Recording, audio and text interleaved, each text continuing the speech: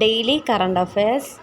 ലോക cerebral palsy ദിനം October 6. Formula 1 Singapore grand premier ജേതാവായത് ജോർജ് റസ്സൽ. ലോക പാരാ അത്ലറ്റിക്സ് ചാമ്പ്യൻഷിപ്പിൽ ഒന്നാമതെത്തിയത് ബ്രസീൽ. കഥകളി ആചാര്യൻ വാഴയങ്കട വിജയൻ ആശാൻ്റെ സ്മരണയ്ക്ക് വിജയനാശാൻ സ്മാരക സമിതി ഏർപ്പെടുത്തിയ വിജയ സ്മൃതി പുരസ്കാരത്തിന് അർഹനായത് കലാമണ്ഡലം കേശവൻ നമ്പൂതിരി.